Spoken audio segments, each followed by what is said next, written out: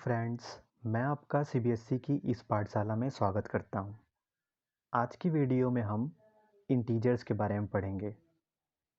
इसमें हम पढ़ेंगे कि इंटीजर्स जो होते हैं वो कितने नंबर से मिलके बने होते हैं। उसके बाद हम पढ़ेंगे कि इंटीजर्स को कैसे रिप्रेजेंट करते हैं नंबर लाइन पे। फिर हम पढ़ेंगे कि इंटीजर्स को कैसे असेंडिंग ऑर्डर में लिखते हैं, how integers can write in ascending order.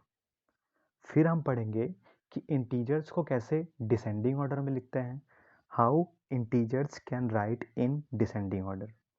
इसके पहले हम थोड़ा सा नंबर के बारे में जान लेते हैं। तो पहला आता है नेचुरल नंबर।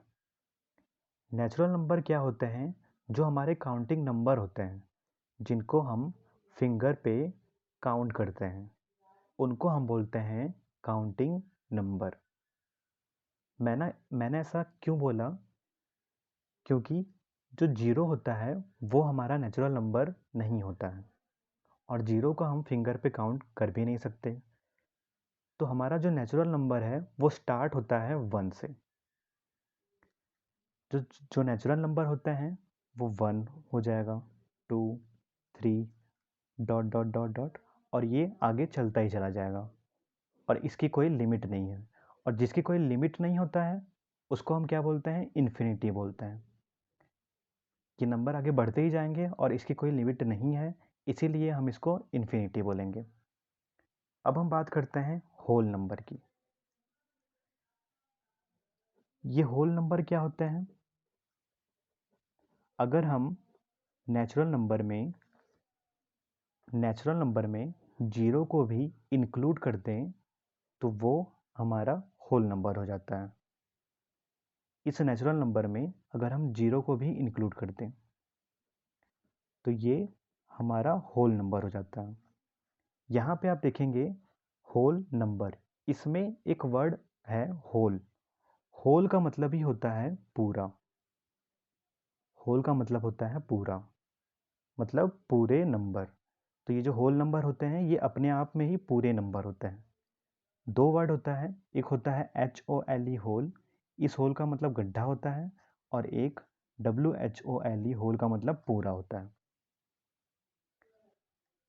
अब हम बात करते हैं कि इंटीजर्स क्या होते हैं। What is integer? What is integers? तो integer is a bigger collection of numbers. Integer जो होता है वो बहुत सारे नंबर का कलेक्शन होता है। इसमें पॉजिटिव नंबर होता है, जीरो होता है और निगेटिव नंबर होते हैं। तो जीरो को हम क्या करते हैं? मिडिल में लिखते हैं, और जीरो के राइट साइड में हम पॉजिटिव नंबर लिखते हैं। तो जीरो के राइट साइड में हम पॉजिटिव नंबर स्टार्ट करेंगे 1 से, 1, 2, 3, 4, और ये जाता है इन्फिनिटी तक। और जीरो के लेफ्ट साइड में हम नेगेटिव नंबर को लिखते हैं, और नेगेटिव नंबर हमारे स्टार्ट होते हैं -1 से। -1, -2, -3, -4, और ये भी जाते हैं इन्फिनिटी तक। ये हमारे जो होते हैं वो पॉजिटिव नंबर होते हैं। ये हमारे पॉजिटिव नंबर होते हैं राइट साइड में, और जो लेफ्ट साइड में होते हैं वो हमारे निगेटिव नंबर होते हैं।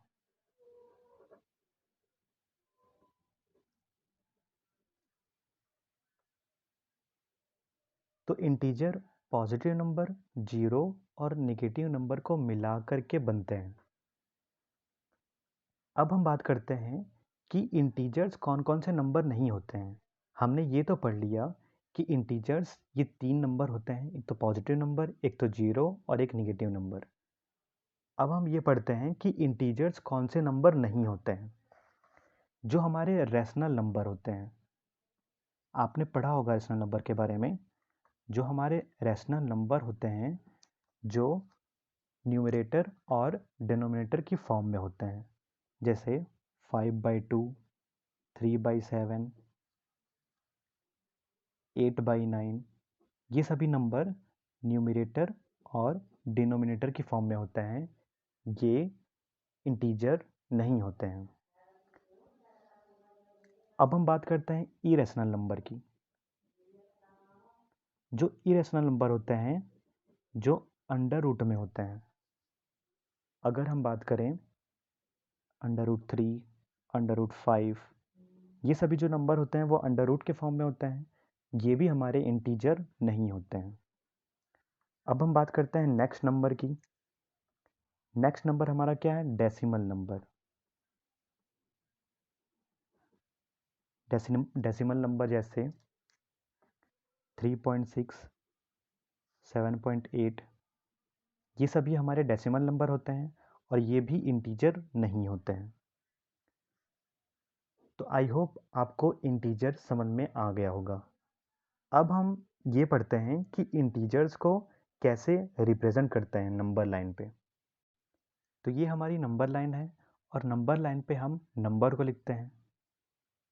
अभी हमने ये पढ़ा कि 0 को हम मिडिल में लिखते हैं। अगर हमें इंटीजर को रिप्रेजेंट करना है नंबर लाइन पे तो हम 0 को मिडिल में लिखते हैं, 0 के राइट साइड में। 0 के राइट साइड में हम पॉजिटिव नंबर को लिखते हैं और पॉजिटिव नंबर स्टार्ट कहाँ से होगा? 1 से स्टार्ट होगा। तो 1, 2, 3, 4 और 5। 0 के राइट साइड में हम पॉजिटिव नंबर को लिखते हैं और 0 के लेफ्ट साइड में हम निगेटिव नंबर को लिखते हैं और निगेटिव नंबर हमारा स्टार्ट होगा -1 से। -1, -2, -3, -4 और -5। ये हमारे पॉजिटिव नंबर हैं और ये हमारे निगेटिव नंबर हैं। अगर मैं आपसे ये कहूँ कि आप नंबर लाइन पे -5 को रिप्रेजेंट करिए तो आप ऐसा नंबर लाइन बनाएंगे और -5 को आप इस तरीके से रिप्रेजेंट करेंगे। और ये जितने भी नंबर हैं ये इक्वल डिस्टेंस पे होने चाहिए। इनकी जो डिस्टेंस होनी चाहिए वो इक्वल होनी चाहिए। अगर आपको नंबर लाइन बनानी हो तो आप स्केल से मेज़र करके इक्वल डिस्टेंस पे बना सकते हैं। अगर मैं आपसे ये कहूँ कि नंबर लाइन पे आप 4 को रिप्रेजेंट करिए तो 4 को आप राइट साइड में रिप्रेजेंट करेंगे क्योंकि 4 क्या है? पॉजिटिव नंबर है। अगर मैं आपसे ये कहूँ कि आप नंबर लाइन पे -3 को रिप्रेजेंट करिए तो आप 0 के लेफ्ट साइड में रिप्रेजेंट करेंगे -3 को। इस तरीके से हम रिप्रेजेंट करते हैं इंटीजर्स को नंबर लाइन पे। अब हम बात करते हैं कि इंटीजर्स को असेंडिंग ऑर्डर में कैसे लिखते हैं। तो ये हमारे सामने नंबर लाइन है और हमें इंटीजर को रिप्रेजेंट करना है असेंडिंग ऑर्डर में। तो हम रिप्रेजेंट करेंगे -5 को, -3 को और 2 को। इनको हमें इन इंटीजर को हमें असेंडिंग ऑर्डर में लिखना है। तो अब हम इन्हें असेंडिंग ऑर्डर में कैसे लिखेंगे?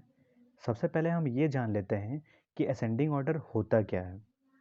आपने छोटी क्लास में पढ़ा होगा कि असेंडिंग ऑर्डर का मतलब होता है छोटे से बड़ा। छोटे से बड़ा जो होता है वो असेंडिंग ऑर्डर होता है। मतलब जब हम नंबर को छोटे से बड़ा लिखते हैं उसको हम बोलते हैं असेंडिंग ऑर्डर। तो हमें यहाँ पे -5 को, -3 को और 2 को रिप्रेजेंट करना है असेंडिंग ऑर्डर में। तो 2 तो हमारा पॉजिटिव नंबर है तो ये जो 2 है ये नेगेटिव नंबर से तो बड़ा होगा। आपको यहाँ पे ये ध्यान रखना है कि जो नेगेटिव नंबर होते हैं हमारे वो सभी छोटे होते हैं पॉजिटिव नंबर से। 0 के लेफ्ट साइड में नेगेटिव नंबर होते हैं और वो छोटे होते हैं और 0 के राइट साइड में पॉजिटिव नंबर होते हैं, वो क्या होते हैं? बड़े होते हैं। 0 के राइट साइड में नंबर इंक्रीज होते जाते हैं, मतलब नंबर बढ़ते चले जाते हैं और 0 के लेफ्ट साइड में नंबर डिक्रीज होते चले जाते हैं, नंबर छोटे होते चले जाते हैं। क्योंकि निगेटिव नंबर जितने छोटे होते हैं वो उतने ही बड़े होते हैं। इसके बारे में हम अभी समझेंगे। हमें यहाँ पे रिप्रेजेंट करना है -5 को, -3 को और 2 को असेंडिंग ऑर्डर में।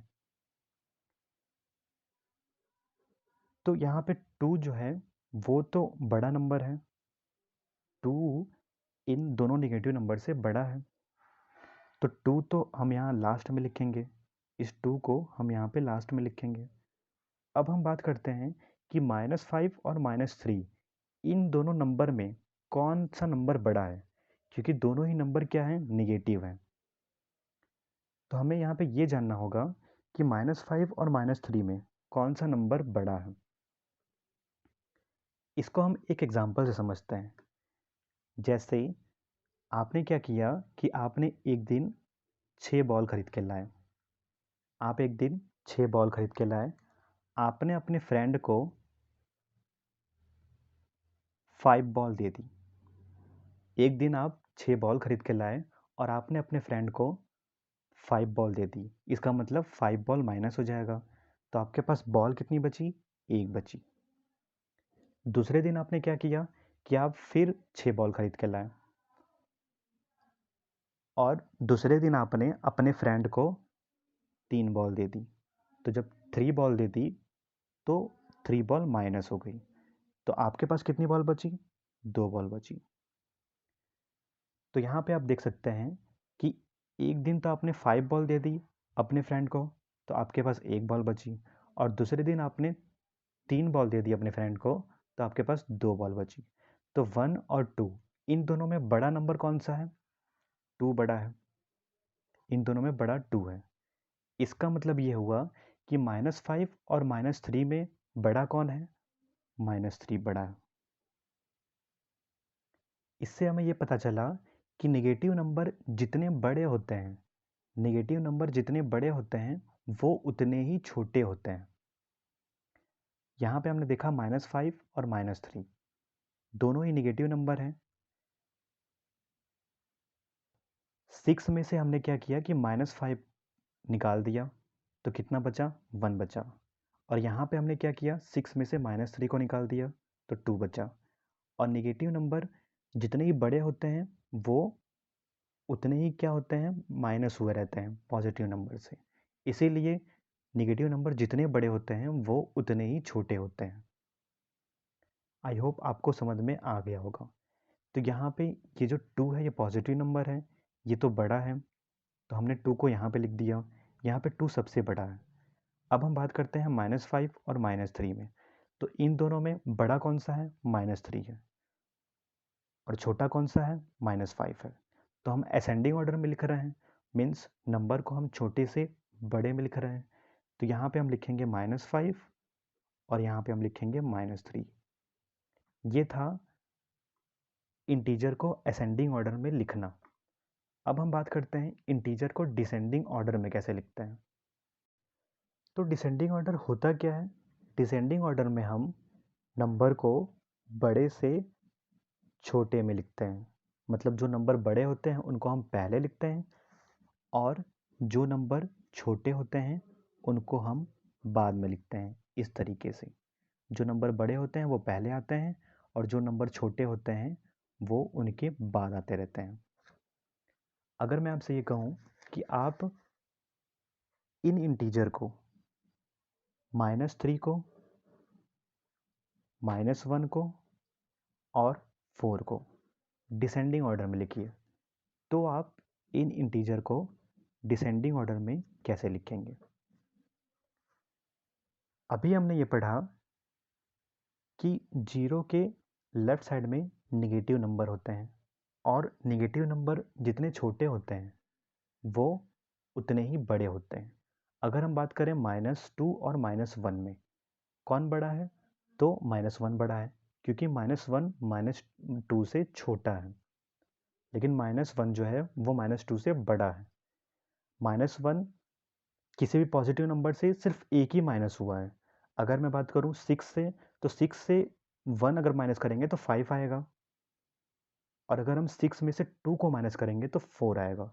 तो 5 और 4 में से कौन बड़ा है, 5 बड़ा है, इसीलिए -1 जो है वो बड़ा है। इन नंबर को हमें डिसेंडिंग ऑर्डर में लिखना है। तो जो हमारे पॉजिटिव नंबर होते हैं, इन ये दो निगेटिव नंबर हैं और ये 4 पॉजिटिव नंबर हैं। इसका मतलब ये हुआ कि ये जो 4 है पॉजिटिव नंबर, ये बड़ा होगा सबसे, तो हमने 4 को पहले लिख दिया। हमें इनको डिसेंडिंग ऑर्डर में लिखना है। अब हम बात करते हैं -3 और -1, इन दोनों में कौन से नंबर बड़े हैं। अभी हमने तो ये पढ़ा कि निगेटिव नंबर जितने छोटे होते हैं वो उतने ही बड़े होते हैं। तो -3 और -1, इसमें बड़ा कौन होगा? -1 होगा, और छोटा कौन होगा? -3 होगा। तो 4 के बाद 4 से थोड़ा सा छोटा नंबर हमें लिखना है, तो यहाँ पे हम लिखेंगे -1, और यहाँ पे सबसे छोटा नंबर कौन सा है? -3 है। तो ये था इंटीजर्स को डिसेंडिंग ऑर्डर में लिखना। फ्रेंड्स, अगर आपको वीडियो पसंद आई हो तो लाइक, सब्सक्राइब और शेयर ज़रूर करिएगा, और कमेंट बॉक्स में कमेंट ज़रूर करिएगा।